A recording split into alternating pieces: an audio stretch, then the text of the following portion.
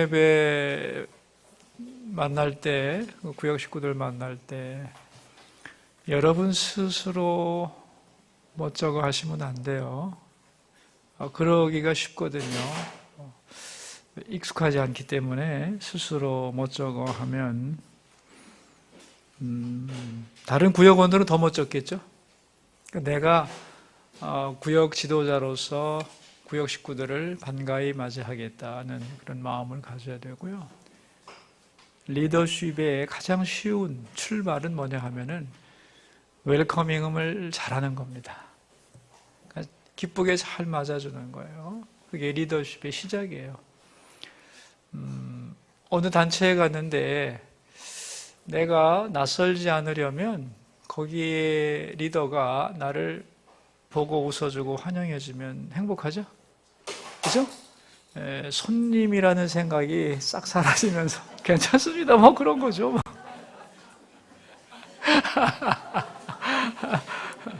멀쩡하게 잘 있다가 지가 이렇게 퍽석하고 주저앉아요.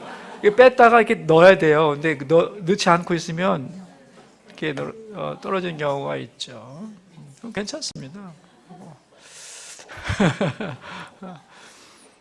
여러분이 이제 그 구역 식구들이 올 때 그냥 이렇게 뜨악하는 표정이라든가 이게 아니라 아주 반가운 표정을 지어주고 그러면은 그 모임 자체가 벌써 편안해지는 거고요. 근데 우리 자신이 표현 능력이 익숙하지 못해요. 특별히 이제 우리 한국 사람들은 더 그러니까 약간의 오버가 필요해요. 오버가 쇼를 하라는 의미가 아니라 내 마음을 내가 표현을 잘 못하기 때문에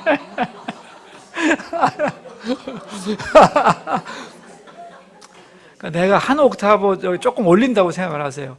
반가워요. 그냥 평소에는 반가워요. 근데 반가워요 하고 조금 더 올리세요. 그러면은 여러분의 마음이 충분히 표현될 거라고 생각을 합니다. 그래서 처음에 웰커밍을 잘하면 그 분위기 자체가 훨씬 살고 내가 스스로 멋쩍어 하지 말자 이런 생각을 자꾸 해야 돼요. 내가 멋쩍으면 모두가 멋쩍어지는 거니까.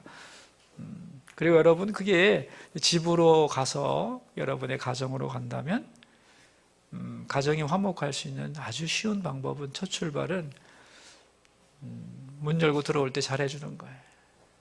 아이가 들어올 때 왔냐? 이러지 말고 아유 반가워라 아이고 반가워라 이렇게 해주면 되는 거예요. 그죠? 남편이 들어올 때도 아침에는 좀 뜨악하고 나갔지만 저녁에는 환하게 미소 지어주면 그냥 행복해지는 거죠. 싹 풀리는 거예요. 그러니까 그게 가정과 공동체의 화목의 시작이고 리더들이 해나가야 될 아주 기초 기술인데 이게 쉽지 않다는 것을 이해하시고 처음에 맞이할 때 잘 맞이하면 좋을 것 같아요. 그래서 이걸 환대라고 그러죠. 환대를 해주는 것이 관계를 이어가는 데 있어서 아주 중요하다는 걸 기억해 주시기를 바라요. 그리고 이제 뭐 우리 순서대로 하면 되고 본문을 꼭 읽어주기를 바라고 오늘 본문을 제가 여기 오기 전에 3번을 이렇게 읽었는데 본문이 참 좋네요. 우리 같이 한번 본문 읽어볼까요? 형제들아 내가 이것을 말하노니 혈과 육은 하나님 나라를 이어받을 수 없고 또한 썩는 것은 썩지 아니하는 것을 유업으로 받지 못하느니라. 보라 내가 너에게 비밀을 말하노니 우리가 다 잠잘 것이 아니요 마지막 나팔의 순식간에 홀연히 다 변화되리니 나팔 소리가 나매 죽은 자들이 썩지 아니할 것으로 다시 살아나고 우리도 변화되리라. 이 썩을 것이 반드시 썩지 아니할 것을 입겠고 이 죽을 것이 죽지 아니함을 입으리로다. 이 썩을 것이 썩지 아니함을 입고 이 죽을 것이 죽지 아니함을 입을 때에는 사망을 삼키고 이기리라고 기록된 말씀이 이루어지리라. 사망아 너의 승리가 어디 있느냐? 사망아 네가 쏘는 것이 어디 있느냐? 사망이 쏘는 것은 죄요 죄의 권능은 율법이라. 우리 주 예수 그리스도로 말미암아 우리에게 승리를 주시는 하나님께 감사하노니 그러므로 내 사랑하는 형제들아 견실하며 흔들리지 말고 항상 주의 일에 더욱 힘쓰는 자들이 되라. 이는 너희 수고가 주 안에서 헛되지 않은 줄 알미라. 아멘. 읽을수록 좋네요.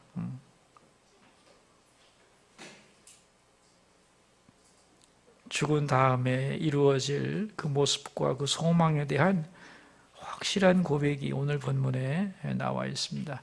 아마 여러분 그 구역 공과를 하다가 요새 부활에 대한 얘기를 하기 때문에 둘로 갈라질 수가 있어요. 여러분이 부활신앙이 확실하고 구역 식구들이 부활신앙이 확실하다면 구역 공과 시간이 아주 소망적이 될 것이고, 그렇지 못한 구원의 확신이 없는 사람이 있으면 굉장히 힘든 시간이 될 수도 있어요.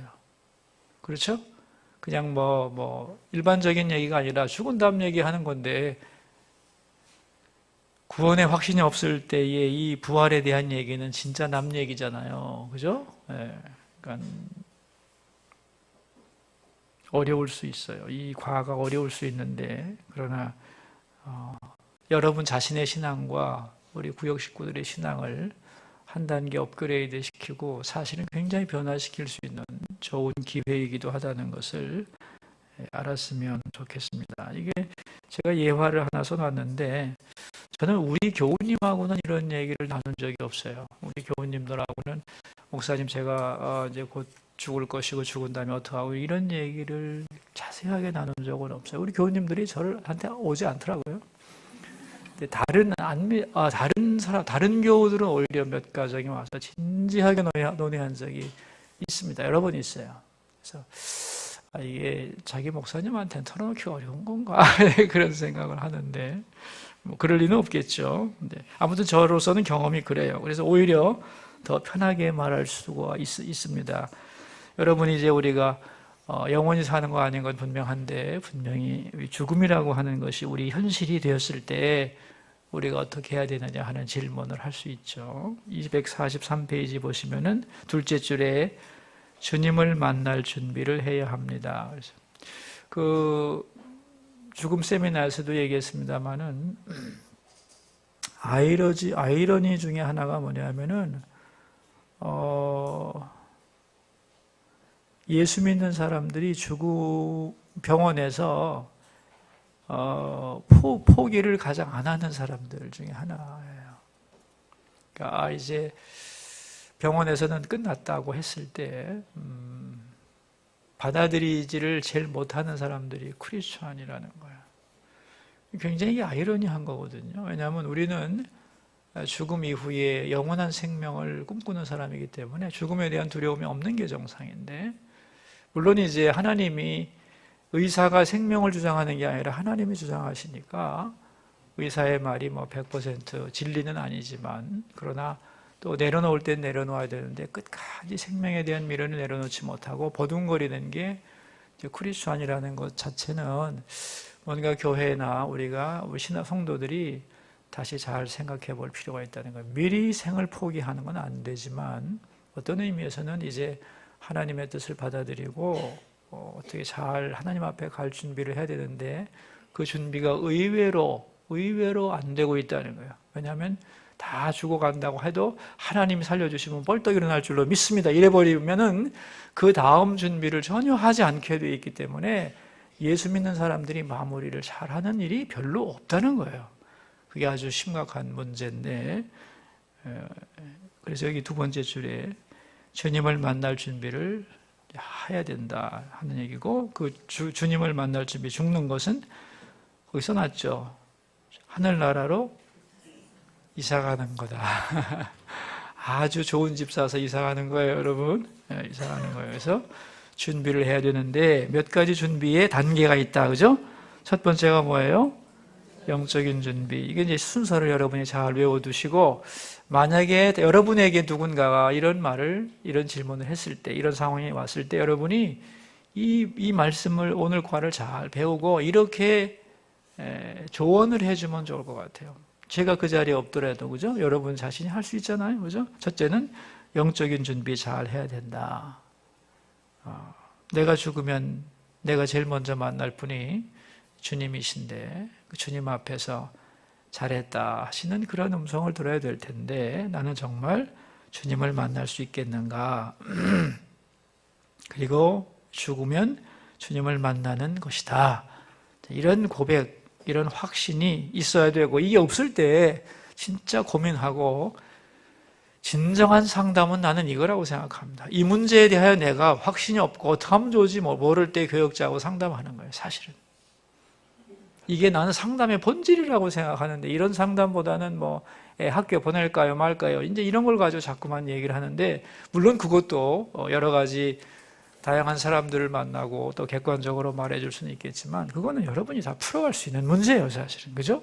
성숙한 신앙에는 다 풀어갈 수 있고, 사회적인 안목이 있는 사람이 못 풀어가겠어요. 진짜 이런 문제를 가지고 해야 되는 거예요. 그러니까 자기에게 물어봐야 되는 거죠. 정말 나는 오늘 부르신다면 주님 앞에 설 수 있는가? 왜냐하면 이게 모든 것보다 중요한 것이지요. 그래서 영적인 준비, 두 번째는 사람과의 관계를 잘 정리해야 되는데, 그 사람과의 정리에 세 가지 패턴이 나왔어요. 감사할 사람에게 감사하고, 내가 잘못했다면 용서를 구하고, 세 번째는 용서를 하고, 내가 용서 빌 사람도 있고 용서해 줄 사람도 있고 그렇습니다. 여러분, 이걸 안 하고 나면은 나도 인생의 과제를 해결하지 못하고 가는 것이고, 나를 보낸 사람도 무지하게 힘이 들어요. 그래, 너 나 떠난 다음에 몇 년간 뒤지게 고생해라, 뭐 이런 마음을 가졌다면 그냥 가셔도 될지 몰라도 남은 사람을 위해서라도 이건 꼭 해줘야 될 굉장히 중요한 과제예요. 용서하고 용서받는 것은 중요한 거예요. 그래서 밑에서 둘째 줄, 우리의 인간관계를 감사와 회개와 용서로 풀어야 한다, 그런 얘기고, 다음 페이지의 첫째 줄은 뭐냐면은, 이제 반대로 내가 죽을 때는 이렇게 해야 되고, 어떤 다 생명이 얼마 남지 않은 분이 나를 만났다면 내가 해줘야 될 일이 뭐냐? 내가 해줘야 될 일이 뭐예요? 위로와 격려의 말을 해주고 그분이 헛되이 살지 않았다는 것을 느낄 수 있도록 해주라. 그게 가는 사람에게 내가 해줄 수 있는 최고의 방법이다. 세 번째, 재산 정리 잘 해라, 그런 얘기죠. 재산 정리를 너무 일찍 하면은 안 돼요. 너무 일찍 하면 미안한데 자식은 받으면 끝이야. 자식은요, 준다면은 절대로 받을 길이 없어요. 이 자식이라고 하는 것은 쭉 빨아먹는 존재지 절대로 뱉지를 않습니다. 안 뱉어요. 이거 꿔주는 거야. 그걸 누가 빌렸다고 생각하겠어요? 어느 자식이? 참, 그죠? 내 거지. 그리고 그건 안 갚을 생각은 당연한 거고, 그 다음에 더 먹을 게 뭔가 생각하지, 어느 자식이 갚을 생각합니까? 절대 없어요. 여러분, 속지 마시고, 재산 정리를 하라고 하는 것은 미리미리 툭툭 털어서 다 남겨주고 이런 얘기가 아니고, 저 마음의 정리를 정확하게 해놓으라는 거예요. 마음의 정리를. 어차피 내가 가져갈 건 없잖아요. 내가 가져갈 수 없어요. 다 정리해야 되고, 그리고 가기 전에 꼭 하나님 앞에 내가 할 일이 뭔가를 하고 가세요. 정말 자식 주라고 하나님이 나 돈 번게 한 건 아닐 거다. 이게 확실한 거예요, 여러분. 그래서 재산 정리 잘 해야 되고, 제가 여기 써놨잖아요. 30억 가지고 있는데 한 푼도 못 쓰고 감사원금 5만 원 냈습니다. 내가 받다니까 일부러 확인했어요. 야, 참. 아니, 뭐, 내가 감사원금 갖고 내가 화낼 일은 없죠. 근데 뭐가 이제 안타까운 거냐면은, 야, 어떻게 하나님 앞에서 할 일이 없었을까, 그분이? 그런 생각이죠. 그게 안타까운 거죠. 그게 내 돈 됩니까? 교회 낸다고, 사실. 그런 거예요. 그래서는 안 된다는 거예요. 마지막으로 자신의 몸 정리, 몸에 대한 정리, 화장할 것인지 매장할 것인지, 또 내가 의식이 없을 때 계속 연명치료를 받을 것인지, 아니면 야, 안락사는 난 싫다, 이거는 뭐 하나님께서 주신 생명까지 살아야 되겠지만 더 이상의 효과적인 치료가 없을 때는 손 떼어라 라도 한다든가, 이런 것을 얘기해 놓지 않으면 자식이 굉장히 어려워요. 작년 7월인가 8월이네. 작년 8월에 제가 우리 교인하고 3명 상담했어요. 3가정하고. 뭐냐면 우리 교인들이에요. 부모님이 의식이 없는데 이제 산소 마스크를 씌워야 되냐 말아야 되냐, 이 문제 가지고 3가정이 상담을 했어요. 자식들 굉장히 힘들게 하는 거예요. 어느 자식이 이거 한번 띄우면은 마음대로 못 띱니다. 여러분, 이건희 씨가 죽지도 못하고 살지도 못하는 거예요. 요새는 의학이 발달해 있어가지고 생명을 연장시키는 것 자체는 얼마든지 가능해요. 시체지만 끊어지지는 않게 만들어 놓을 수 10년도 있어요. 10년도. 돈만 있으면. 그러니까 마음대로 못 죽는 시대에 이제는. 그러니까 내가 의식이 없고 예를 들면 더 이상의 치료가 불가능하다고 했을 때는 자연에 맡기는 게 좋다라든가 이런 것을 얘기해 놓으셔야 돼요. 제가 지난주에 얘기했죠. 가정 안에서도 죽음을 공론화하라고, 그죠? 그게 굉장히 중요한 교육 시간이라는 것을 놓치시면 안 돼요. 그래서 이런 얘기도 해주면 좋겠다. 그래서 여기 사전 연명, 의료 의향서 이런 얘기도 나오고요. 그래서 이렇게 해놓고 살면 더 좋고 아니면 가면 되는 거고. 그래서 여기 245페이지 마지막 문단에 그랬어요. 기억할 것은 집사님의 인생이 실패가 아니었다. 예수 믿고 영원한 생명을 약속받았고 이게 참 좋은 거다. 이보다 더 소망이 있는 게 없고, 또 우리 교인이 아니었기 때문에 제가 이제 이런 말을 끝에 해준 거죠. 현재 섬기고 계신 교회 목사님에게 이런 말을 해라. 그래서 나의 남은 날들이 하나님 앞에서 정말 아름답게 될 수 있도록 나를 위해 기도해 주시도록, 그리고 만약에 이런 문제에 대해서는 이렇게 할 수 있도록 돌봐달라고 이런 얘기를 해라. 그런 얘기를 해준 내용을 써놨습니다. 자, 우리 246페이지로 다음 페이지로 가죠. 맨 위에 줄, 미국 통계니까 한국 통계보다도 상황이 좋을 거라고 생각해요. 근데 한국은 어떻겠어요? 미국 통계만 봐도 성도들 중에 죽음과 부활에 대한 설교 들을 때 잘 받아들이고 그렇게 해야 되겠다는 사람이 10%밖에 안 된다는데, 우리나라는 귀 막고 있는 거지 뭐 사실. 죽음에 대한 준비가 없다면 어리석은 것이고 부활에 대한 소망이 없다면 헛산 것입니다. 잘 사는 것은 잘 죽는 것이 전제되어야만 합니다. 그러면 잘 사는 것과 잘 죽는 것에 혼동이 없어야 되는데, 그 다음 문단이 바로 그 얘기예요. 노아의 때와 같을 거다. 예수님 오실 때가 노아의 때에 사람들이 먹고 마시고 시집가고 장가가고 세상 일에 정신없었다. 그래서 홍수 심판 콧방귀도 안 꼈다. 그런 얘기인데, 잘못 생각하면 먹고 마시고 시집가고 장가가는 일이 나쁜 일이냐? 그건 아니라는 거죠. 그죠? 예. 거기에만 몰두하는 것이 문제인데 우리도 그렇다는 거죠. 오늘도 우리가 돈도 벌고 또 먹고 마시고 시집가고 장가가고 다 중요한 일인데 주님 앞에 내가 서야 된다. 나는 죽을 거다. 부활할 거다. 이거 잊지 말고 다른 일 해라. 그런 얘기입니다. 그런데 말세로 갈수록 사람들은 세상에만 몰입할 거다. 우리는 그렇게 되면 안 되겠죠. 자, 이제 어떻게 변화할 것인가에 대한 얘기입니다, 여러분. 우리가 이제 247페이지 맨 위에 줄을 한번 읽어보면 좋겠네요. 예수님의 재림과 인간의 부활에 대한 최종적인 답변을 주고 있습니다. 먼저 예수님이 재림하시고 우리가 하늘나라에 들어갈 때 우리에게 엄청난 변화가 필요하다고 말씀합니다. 왜냐하면 이제 새로운 곳에서 살기 위한 부활의 몸을 입어야 되기 때문에. 그래서 이제 죽었던 사람은 예수님 재림하실 때 부활의 몸을 입을 것이고, 그때까지 살아있던 사람은 어떡하죠? 호련히 변화하여 부활의 몸을 입는 거다. 그런 얘기예요. 간단한 얘기예요. 그죠? 예. 우리가 이 땅에 살 때는 이 땅에 필요한 몸을 받았지만 주님과 함께 영원히 살기 위해서는 주님 오시는 그날에 죽었던 자는 부활하고 살아있던 자는 호련히 변화하여 부활의 새 몸을 입을 거다. 헷갈릴 거 있어요? 됐죠? 예, 그렇게 생각하면 되는 거예요.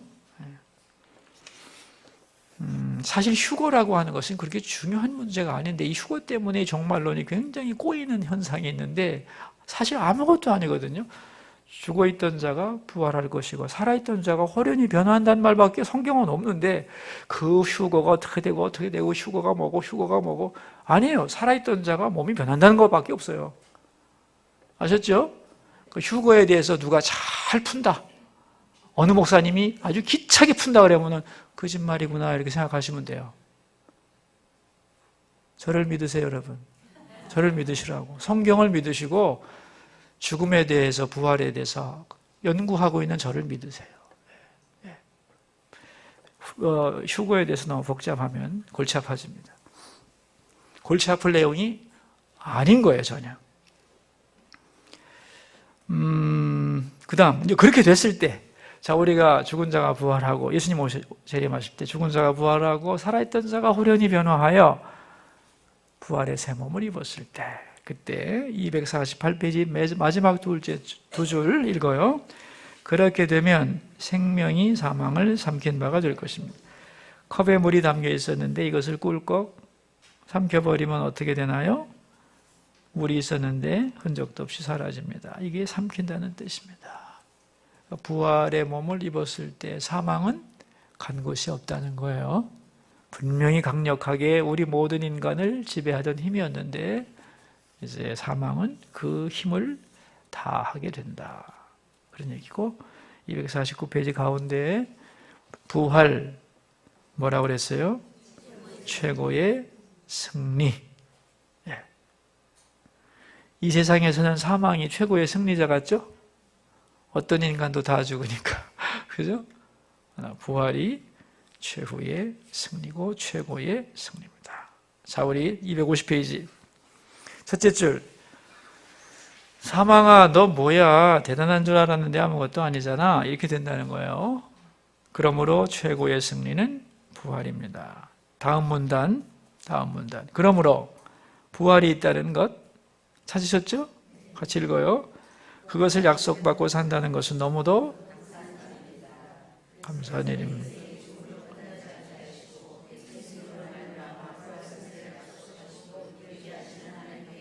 네, 그렇습니다. 251페이지 셋째 줄. 많은 사람이 미래를 불안해하고 두려워합니다. 세계 석학들도 질문합니다. 인류 미래는 어디를 향해 가고 있는가? 역사는 어디를 향해 나가는가? 이게 다 왜 이런 질문하냐면 부활을 모르기 때문에 그러는 거다. 그런 얘기죠. 자, 그 다음 문단. 마태복음 24장 이하에서 예수님은 말세로 갈수록 자연재해가 많아질 것이라고 말씀하셨습니다. 지금까지 자연은 변하지 않는 것, 안정의 상징이었으나 해가 서쪽에서 뜨겠다? 이 말이 무슨 소리겠어요? 그렇게 뜰 리가 없다는 얘기죠. 그렇게 자연은 스테빌리티, 안정성의 상징어였다는 거예요. 그런데 이 자연도 갈수록 믿을 수 없게 되죠. 여러분 인정하시죠? 예. 그거는 사람들이 그러니까 이제는 더 두려워하는데 예수님은 미리 말씀하셨다는 거예요. 그러나 이것은 뭐라고요? 하나님의 노크소리다. 이 땅이 전부인 것처럼 집착하고 여기서 영원히 살 것처럼 착각하는 사람들에게 하나님은 오셔서 노크하십니다. 똑똑똑, 얘들아 정신 차려라. 이 세상 전부가 아니다. 이 땅은 완전하고 영원한 곳이 아니야. 더 높은 곳을 바라보아라. 천지를 다스리는 분을 바라보아라. 여러분 자연재해 앞에서 이렇게 음성을 들으셔야 돼요. 주님의 노크소리입니다. 우리 253페이지로 가서 두 번째 문단을 보겠습니다. 정말 예수님이 나의 주님이시고 지금도 살아계시며 우리를 위해 기도하시는 것을 믿습니까? 그렇다면 우리에게는 감사가 넘쳐나야 할 것입니다. 찬송도 그냥 부르는 게 아니라 한 구절 한 구절 진실한 고백으로 불러야 합니다. 예수님 안에 부활과 영원한 생명이 있음을 믿는다면 죽음을 두려워하지 않고 하나님 앞에 설 그날을 준비해야 합니다. 같이 읽습니다. 우리의 수고가 헛되지 않을 것을 알기에 흔들리지 말고 주님을 위해 힘써야 합니다. 진정한 승리가 부활이므로 부활을 약속받은 사람에게는 실패가 없습니다. 예수 믿는 사람은 실패자가 없습니다. 만일 자신이 실패의식을 가지고 있다면 내가 오늘 나의 현실을 다른 사람과 비교했기 때문이니 회개해야 합니다. 우리는 감사로 충만해야 합니다. 부활신앙을 가지고 감사하면서 흔들리지 말고 주님을 위해 힘쓰는 우리 모두가 되기를. 여러분, 우리의 수고가 헛되지 않을 것을 알기에 우리는 흔들리지 말고 견고한 마음으로 주님을 섬겨야 된다 그랬어요. 지난 수요일 날 선거가 끝났는데 저는 선거가 끝나면 겁이 나요. 왜냐하면 시험에 든 사람이 꼭 생기거든요. 여러분은 모를 거예요. 나는 아주 시달림을 받아요. 한 3개월은. 굉장히 시달림을 받아요. 왜 그렇게 꼭 마음이 상하는 사람들이 생겨날까? 왜 그럴까? 왜 그렇게 하나님께 못 맡기나? 저는 그렇게 믿어요. 내가 나를 사랑하는 것보다 하나님이 나를 더 사랑한다고 믿어요. 여러분 어떻게 생각하십니까? 확실한가요? 이게 물론 이제 하나님이 주신 직분이니까 귀한 것인데 이게 다 때가 있는 것이고요. 빨리 되는 게 은혜롭지 않아요. 하나님이 그 사람에게 가장 알맞을 때에 되게 해주세요. 어떻게 생각해요? 그러니까 하나님이 시켜주실 때가 제일 좋은 때인 줄로 알고 감사히 받으면 아무 문제가 없는 거예요. 이걸 내가 하나님이 주시려는 때보다 조금 빨리 받겠다고 예를 들면 마음 속이 상하고 막 이러면은 그럼 나는 뭘 위해 살아온 거예요 지금까지? 주님을 섬겼다는 말이 뭐야 도대체? 여러분 마음에 그런 마음이 들 수는 있어요. 든다면 생각해야 돼요. 하나님이 좋은 때에 해주시겠지. 그리고 나는 정말 주님만 바라보고 섬겨왔는가? 다시 묻고 하나님께 맡기는. 그리고 인력이 부족하고 섬길 사람이 더 필요하다면 교회가 다시 그런 일을 또 하겠죠. 여러분 교회는 일꾼을 찾습니다. 누구를 못되게 하려고 하는 법은 없습니다. 하나님도 사람을 찾고 교회도 사람을 찾고 여러분도 그렇죠. 좋은 사람 찾죠. 항상 그러는 거예요. 그러니까 된 분들은 된 분대로 감사해야 되지만 이번에 아닌 경우에도 하나님이 다 우리의 수고가 헛되지 않을 줄을 알기에 흔들리지 말고 하나님 앞에 섰으면 좀 좋겠다 싶어요. 이제 상담을 하면서 딴 얘기는 안 하고 이제 다른 속상한 얘기를 하지. 근데 돌려서 내가 듣지. 그 얘기 때문에 하고 있다는 걸 내가 알기 때문에 참 힘들어요. 사람의 마음이란 그런 거죠. 그럴 수 있다. 그러나 여러분 이런 것을 넘어서는 믿음을 가져야 된다고 생각해요. 우리 묵상 질문을 보도록 합시다. 첫 번째 퀘스천. 오늘 밤에 잠들어 깨어나지 못한다면 나는 천국에 들어갈 확신이 있습니까? 예수님이 내가 너를 왜 천국에 들여보내야 하느냐 물으신다면 뭐라고 대답하겠습니까?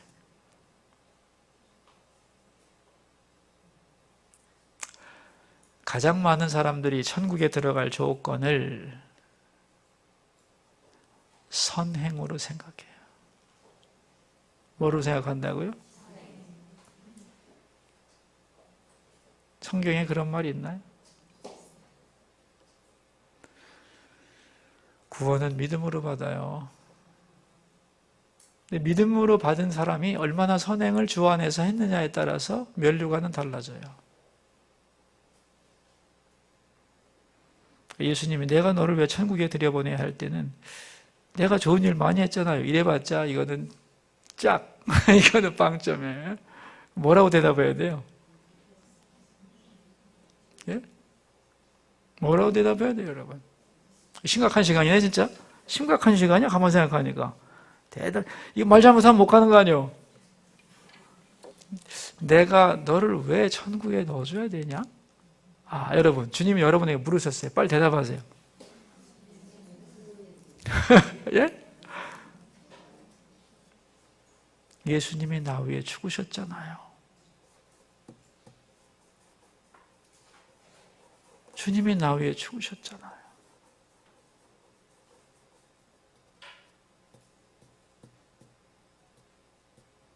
그렇고 말고 내가 너를 위해 죽었다. 된 거예요. 구원의 근거는 거기 있는 거예요. 내가 그걸 못 믿는다면 진짜 심각한 거예요, 이거는. 자, 그래서 이게 영적 준비예요, 이게. 두 번째, 죽음을 준비하고 있습니까? 구원의 확신뿐 아니라 사람들과의 관계, 재정, 사후 내 몸을 어떻게 할 것인가에 대해서도 입장 정리해 두었냐, 이런 얘기. 세 번째, 죽음이 두려운가? 왜 두려운가? 이런 얘기. 좀 진지한 얘기이고 잘못하면 어두워질 수도 있지만 사실은 꼭 필요한 그런 내용들을 정리해 놨습니다. 분위기 잘 보시면서 풀어가 보시도록 하시기를 바라고, 좋은 구역 예배 되기 바랍니다. 여러분 감사합니다. 여기서 마칠게요.